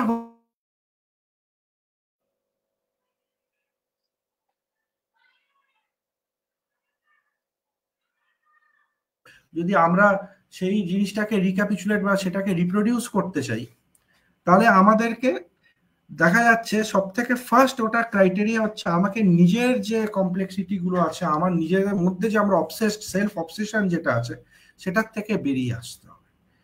সেটার থেকে বেরিয়ে আসার জন্য আমাকে কারুর কাছে গিয়ে নিজেকে দিতে হবে, সারেন্ডার করতে হবে।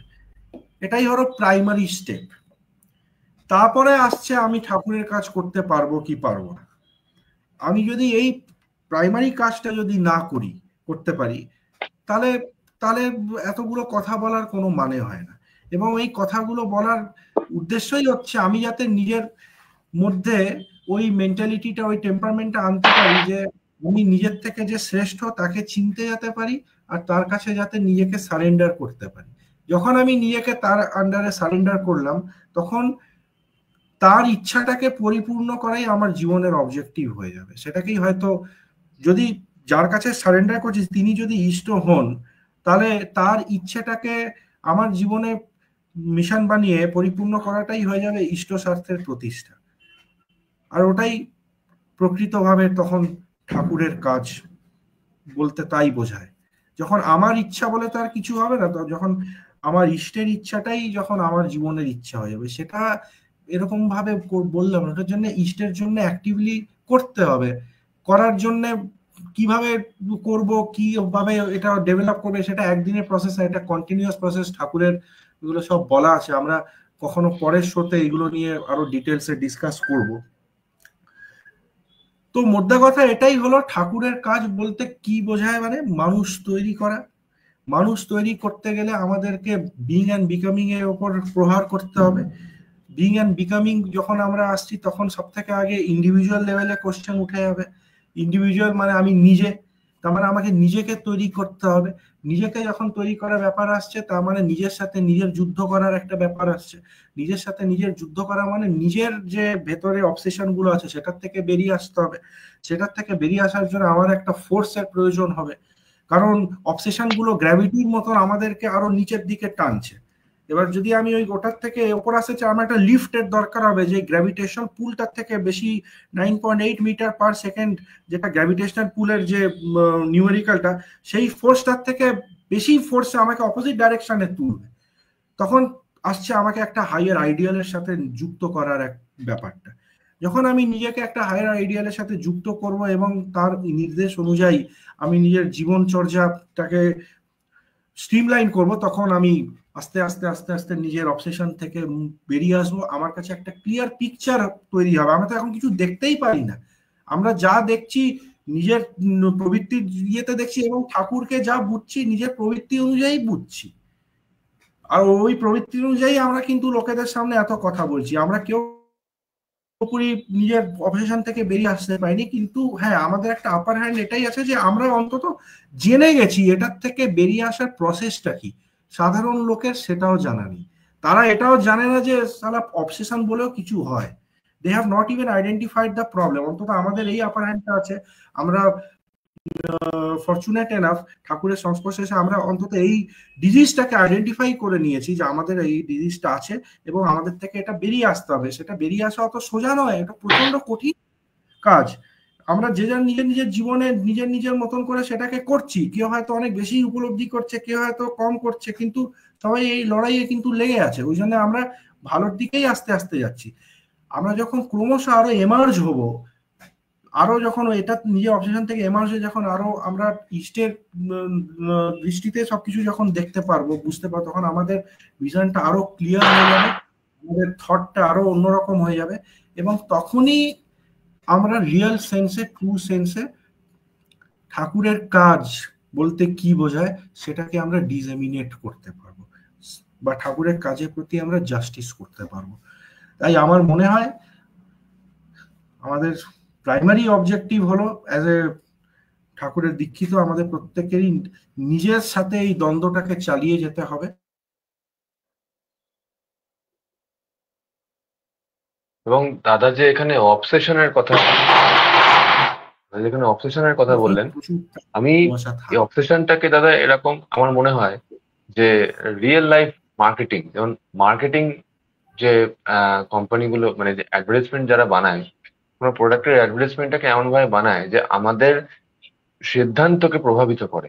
আমরা কোন ধরনের জিনিস কিনবো সেইটার সিদ্ধান্তটাকে এমন ভাবে প্রভাবিত করে যে ওইটাকে আমাদেরকে বিশ্বাস করতে বাধ্য করায় যে ওই জিনিসটা আমাদের দরকার, আমাদেরকে অবসেসড করে দেয়। এরকমই দাদা যে অবসেশনের কথাটা বলছিলেন, সেই অবসেশনের পেছনেও একটা রকম খুব ন্যাচারাল মার্কেটিং আছে, তাই না দাদা?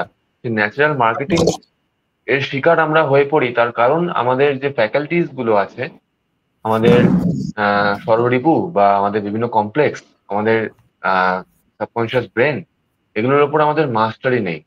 এই যে মাস্টারি নেই এবং অবসেসড হয়ে পড়ছি, এটাকে তারা আমার মনে হয় যে ওই মার্কেটিং এর মতোই, কেউ যেন মার্কেটিং করে আমাদেরকে অবসেসড করে রেখে দিয়েছে, আমার এটা মনে হয়। তাই নয় কি দাদা? হ্যাঁ, এটা এটা এটা অনেকটাই ঠিক। আমরা যখন এরকম প্রত্যেকের সাথেই হয়েছে, এখানে যারা দেখছেন তাদের সাথে হয়েছে, কিছু কিছু গান, কিছু কিছু ইংরেজি গান বা কিছু কিছু বাংলা গান বা কিছু কিছু হিন্দি গান ভীষণ ভয়ঙ্কর ভালো লেগে যায়, আর তখন মনে হয় যে আরে এটা তো মনে হচ্ছে আমার জন্যই লিখেছে এই গানটা। ওই গানটা আমরা বারবার শুনি। এরকম অনেক গান আমার জীবনে আছে, সেগুলো আমি এখন বলবো না, কিন্তু পরে যখন আমি বড় হলাম, আরো যখন বোধটা বৃদ্ধি পেল, তখন আমি এটাই বুঝলাম যে গানের যে লিরিসিস্ট হলো, তারা কিন্তু খুব ভালো করে জানে যে মানুষের কোন জায়গাটায় উইকনেস, বা তারা কি ধরনের কথা শুনতে চায়, তাদের প্রবৃত্তিটা কি, সেটার উপর অ্যাটাক করে একটা এত বড় গান লিখে দিল, গান দিয়ে একটা বিজনেস হয়ে গেল। তুমি যে কথাটা বললে ওটা কিন্তু ওরকমই, দে নো যে কোথায় মানুষের চাহিদাটা, কোথায় ওটা তো বৃত্তিরই একটা ম্যানিফেস্টেশন হলো। এবার ঠাকুর তো এটা বলছেন না যে তুমি বৃত্তি লেস হয়ে যাও, ঠাকুর তো এটা একবারও বলেনি, ঠাকুর বলছে ওটাকে চ্যানেলাইজ করতে বলেছে। Mechanical energy can be converted into heat energy. Mechanical energy, হাতটাকে এরকম এরকম করছি, মেকানিক্যাল এনার্জি, ওটা কনভার্টেড ইনটু হিট এনার্জি। যখন আমি একটা ঠান্ডা জায়গায় চলে যাচ্ছি, a mechanical energy can give me comfort by producing heat energy. Mechanical energy, হাতটাকে এরকম এরকম করে হাত আমার গরম হয়ে যায়, হিট এনার্জিতে কনভার্ট হয়ে গেল। তো ওরকমই ঠাকুর বৃত্তিগুলোকে ওইভাবেই নিয়ন্ত্রণ করতে বলে। ঠাকুর কি একবার বলেছে যে তুমি নিজে পুরুষার্থ ত্যাগ করে দাও, রাগ তুমি পুরোপুরি ত্যাগ করে দাও? ঠাকুর কোথাও বলে ফর্মটা চেঞ্জ করতে হবে। হনুমানের মতন যদি আমাদের তেজ হয়ে যায়, ওটা তো একরকমের রাগেরই তো ফর্ম, তাই না? বা কাম, যে কোনো মহিলাকে দেখেই যে কামের সৃষ্টি মনের মধ্যে উৎপন্ন হচ্ছে, কিন্তু যে কোনো পুরুষোত্তমের আমি মা বাবার মধ্যে যে ভালোবাসা, যে কামটা ছিল, সেটা কি লেভেলের উচ্চস্তরীয় কাম ছিল যে ওরকম প্রডিউস করতে পারে অফস্প্রিং। ঠাকুর তো একবারও বলছেন না যে তুমি তুমি কামের পুরো ইচ্ছাটাই ত্যাগ করে চ্যানেলাইজ করে দিতে হবে। That should be for the larger wellbeing, larger ইন্টারেস্টের জন্য ওটাকে তুমি চ্যানেলাইজ করে দাও। এটা তখনই হতে পারে যখন আমি নিজেকে পুরোপুরি ওরকম একটা ব্যক্তির সামনে সারেন্ডার করে দিচ্ছি, তার আগে সেটা সম্ভব হবে না। ওই জন্য সবসময় আমাদের ভারতীয় এডুকেশন যেটা সবসময় বলা যায়, গুরুর কাছে তুমি সারেন্ডার করো, গুরুই শ্রেষ্ঠ, গুরুর কাছে নিয়ে সারেন্ডার করো। এবং আমাদের ছোটবেলার থেকে সেখানে প্রণাম করা, বড়কে দেখলে প্রণাম করা, ওই যে প্র্যাকটিসটা, সেটাই আমাদের প্র্যাকটিসটা করিয়ে দেয় যে বড়কে দেখে, শ্রেষ্ঠকে দেখে যে একটা অ্যাডমায়ার করার যে একটা মেন্টালিটি, বড়োর সামনে অ্যাডমায়ার, বড়কে দেখা, শ্রেষ্ঠকে দেখা, অ্যাডমিরেশনের যে মেন্টালিটি, তার মানে কি নিজের ইগোটাকে আমি ওখানে সাবলিমেট করছি, নিজের ইগোটাকে ওখানে ঝুঁকাচ্ছি। কতটা ফাইন সায়েন্স আছে এটার ভেতরে। তো এইগুলো, এই জিনিসগুলো নিয়ে এইগুলো সব কিছু কারণ আছে। আর এইগুলো আমাদেরকে এটাই শেখায়, এই ছোট ছোট আচরণগুলো, যে তুমি সারেন্ডার করতে শেখো, যেটা আজকালকার মডার্ন এডুকেশন থেকে লুপ্ত হয়ে গেছে পুরো। সারেন্ডার ফারেন্ডার কিছু হয় না, যে সারেন্ডার করবে সে বোকা, এখন তো এটাই ইয়ে হয়ে গেছে। সে যাই হোক, সেটা আমরা যখন বুঝতে পারছি এই এপিডেমিকের বিষয়টা, তো এটা আমাদেরকে দায়িত্ব নিয়ে সেটাকে ঠিক করারও চেষ্টা চালিয়ে যেতে হবে। অ্যাজ এ দীক্ষিত অফ ঠাকুর, অ্যাজ এ মানে ঠাকুরকে আমরা জেনেছি নিজের জীবনে, সেটার প্রতি জাস্টিস রেখে আমাদেরকে নিজের আচরণে এরকম ম্যানিফেস্ট করতে হবে, লোকেরা দেখে বুঝতে পারি যে না, দে আর সামথিং ডিফারেন্ট। ওই জায়গায় হিট করতে হবে, সেটা আমাদের ব্যবহার চাল চলন দিয়েই হবে। মিষ্টি কথা বলা, সেবা। পৃথিবীতে এখনো এরকম কোনো লোক নেই যে যতই ক্রুয়েল টেররিস্টও হোক না কেন, তাকে যদি আমি নিঃস্বার্থভাবে কোনো না কোনো স্টেপে বা কোনো জায়গায় বা কোনো একটা সিচুয়েশনে যদি আমি হেল্প করি, যেখানে ওর হেল্পের প্রয়োজন ছিল, ও কিন্তু ওটা ভালো লাগবে, কিন্তু এটা কিন্তু ওটা কিন্তু ওর মনে কাজ করবে। ওটা সেবাটা একটা এমন জিনিস, তো সেটা আমাদের করতে হবে, সার্ভিস। আর ওটা তখনই হবে যখন প্রত্যেকের জন্য আমার মধ্যে ঠাকুরের যেমন দরদ ছিল, সেই দরদটা যখন আমাদের মনে হৃদয়ে আসবে। সেটা করতে গেলে আগে ঠাকুরকে ভালোবাসতে হবে। ওই জন্য ঠাকুর ইংলিশে একটা বাণী আছে, আমার খুব ভালো লাগে। আমি যখন নিজের থিসিস জমা করেছিলাম, ওই বাণীটা আমি থিসিসে অ্যাকনোলেজমেন্টে লিখেছি, আমাকে 2-3 জন জিজ্ঞেস করেছিল যে এটা মানে কি হচ্ছে, যে you are for the lord not for others, you are for the lord so for others. মানে আমার ইচ্ছাটা তো নিজের আর কিছুই থাকছে না, আমি ঠাকুরকে ভালোবাসি, ঠাকুর ওটা ভালোবাসতেন বলে আমার ওটা ভালো লাগছে। ওই জন্য সবার দায়িত্ব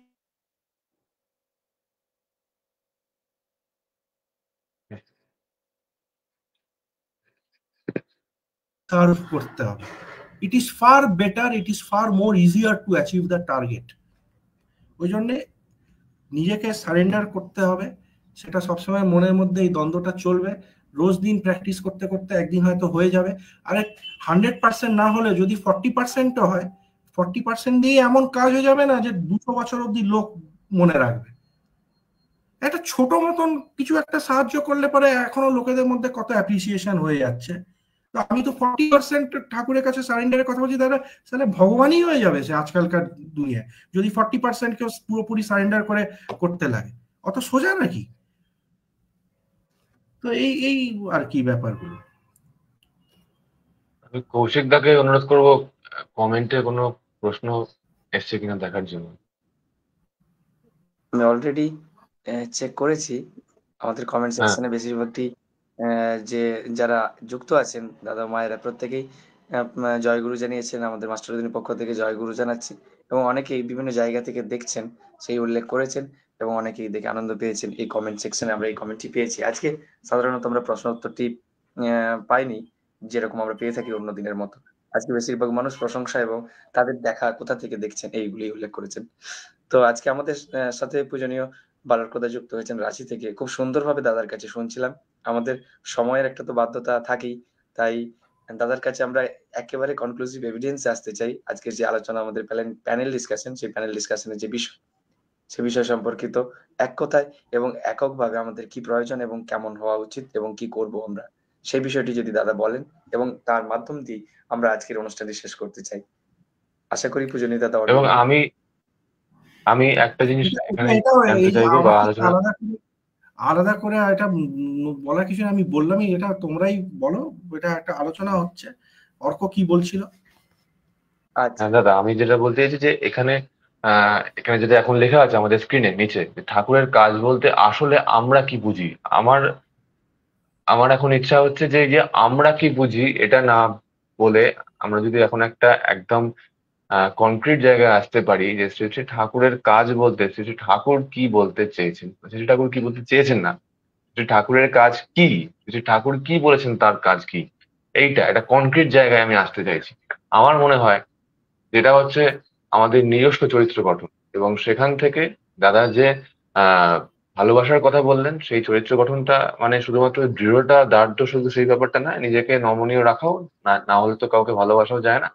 তো সেই ভালোবাসার জায়গাটার মাধ্যমে তার পরিবর্তন, এবং নিজের ব্যক্তিত্বের আকর্ষণীয় শক্তির মাধ্যমে তাকে নিজের আদর্শের কাছে, নিজের আদর্শের পায়ের কাছে নিয়ে আসা, যে আমার যে আকর্ষণীয় শক্তি যেটা দিয়ে তুমি আকৃষ্ট, তার সোর্সটা কোথায়, সেই সোর্সের জায়গায় নিয়ে যাওয়া। তো সেও এরকম বহু লোককে আকৃষ্ট করতে পারে। তাহলে এরকমই কি একটা নেটওয়ার্ক তৈরি করা, এটাই কি শ্রী শ্রী ঠাকুরের আসল কাজ? কৌশিকদা এবং দাদার কাছে আমি এইটা দিয়েই শেষ করতে চাইবো আজকের কথাটা।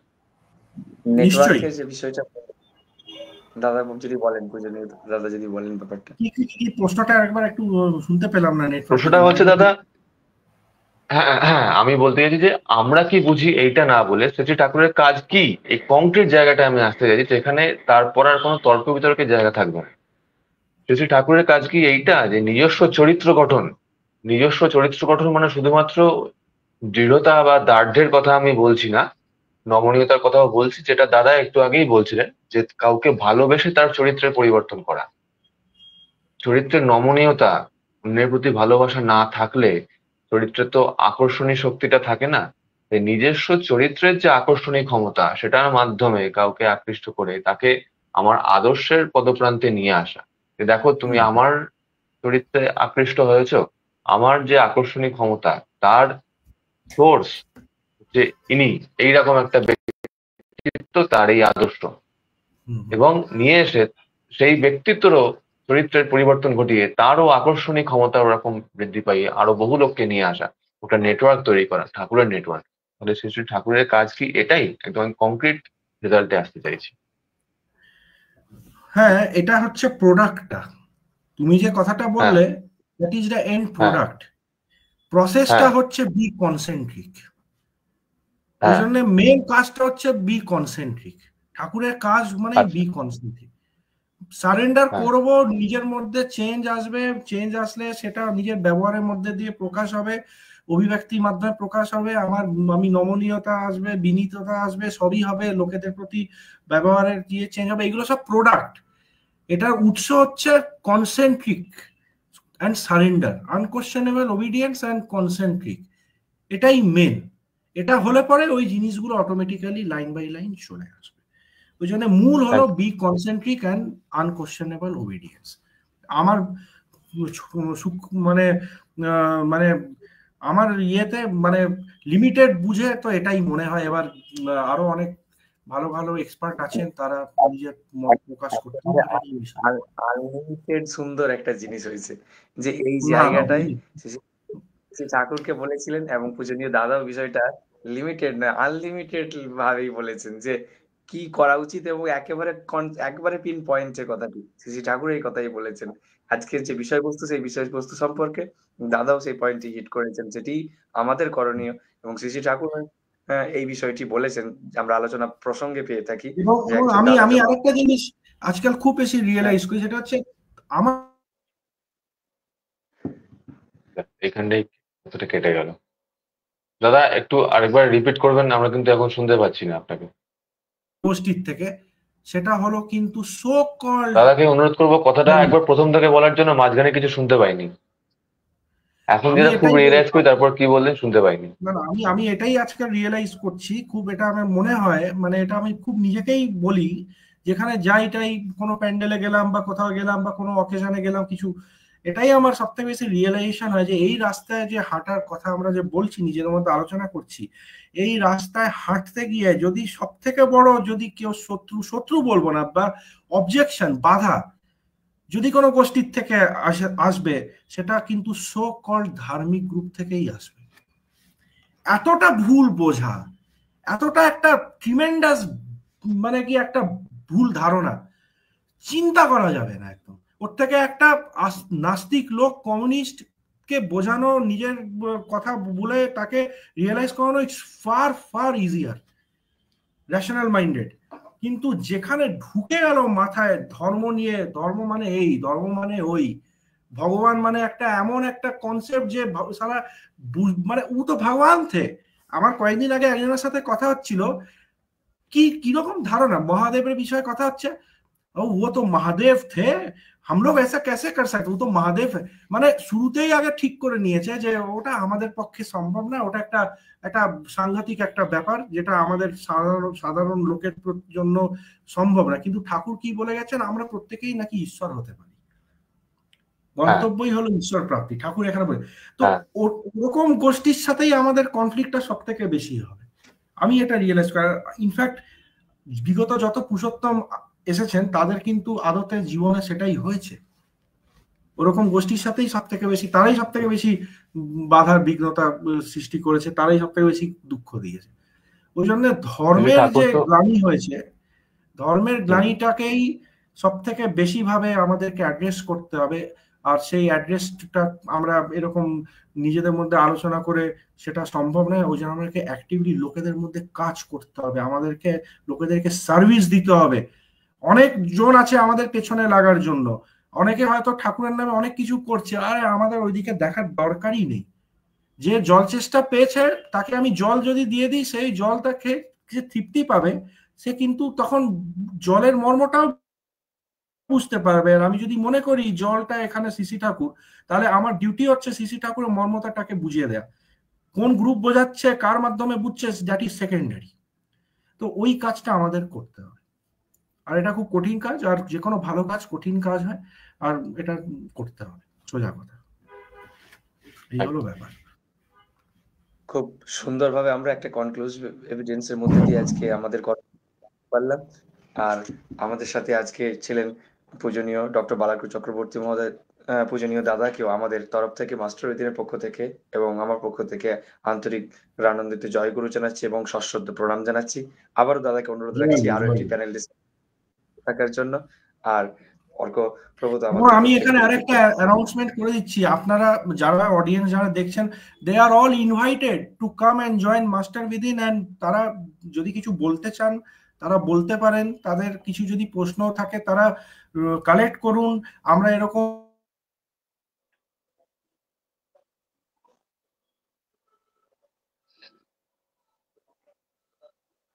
তো এটা আপনাদের প্রত্যেকের থেকেই অনুরোধ, পার্টিসিপেট করুন, প্রশ্নের মাধ্যমে পার্টিসিপেট করতে পারেন। আপনি কিছু বলার ইচ্ছা থাকলে আপনি সেইভাবেও আপনি যোগাযোগ করে করতে পারেন। তো সেই রাস্তাটা সবসময় খোলা আছে। অবশ্যই দাদা, আমাদের দাদার আবেদন আমরাও রাখছি আমাদের প্রত্যেকটি মানুষের কাছে, যারা সৎসঙ্গী গুরু ভাইরা আছেন, অধিকৃত রয়েছেন। আপনাদের মতামত আপনাদের কমেন্ট সেকশনে জানান, এবং যদি আপনাদের ডিসকাশন, আপনাদের আলোচনা আমাদের সঙ্গে যুক্ত করে শেয়ার করে নিতে চান, অবশ্যই আমাদের কমেন্ট সেকশন রয়েছে, সেখানে যোগাযোগ করুন, আমাদের চ্যাট বক্সটিতে যোগাযোগ করবেন। আর আজকের এই অনুষ্ঠানের একেবারে শেষ মুহূর্তে পৌঁছেছি। পূজনীয় দাদাকে আমি অনুরোধ রাখবো বন্দে পুরুষোত্তম ধ্বনি দিয়ে আজকের অনুষ্ঠানটি শেষ করবার জন্য। আপনারা প্রত্যেকেই ভালো থাকুন, সুস্থ থাকুন, ইষ্টকে নিয়ে সঙ্গে চলুন, এই আবেদন রাখছি। দাদার কাছে অনুরোধ রাখছি বন্দে পুরুষোত্তম ধ্বনি দিয়ে আজকের প্রোগ্রামটি শেষ করবার জন্য।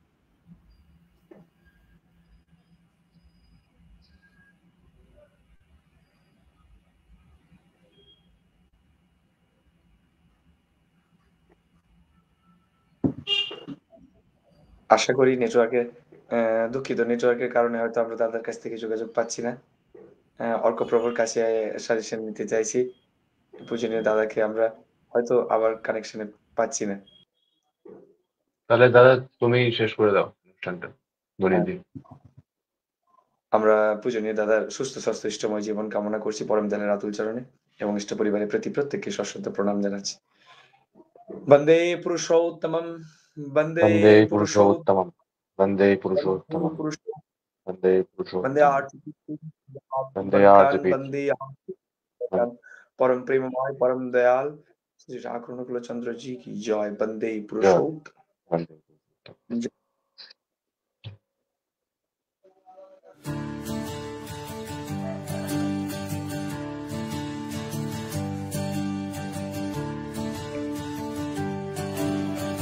আপনারা দেখছেন মাস্টার উইদিন বেঙ্গলির পরিবেশনায় অনুধ্যান, প্রতি শনিবার সন্ধে 7টা থেকে live Facebook channel master within Bengali এবং আরও অন্যান্য প্ল্যাটফর্ম ইউটিউব পডকাস্টে লাইভ এটা পরিবেশনা হয়। আপনারা আরও মানুষের কাছে এটা শেয়ার করে দিন এবং দেখতে থাকুন আজকের অনুধ্যানের পর্ব।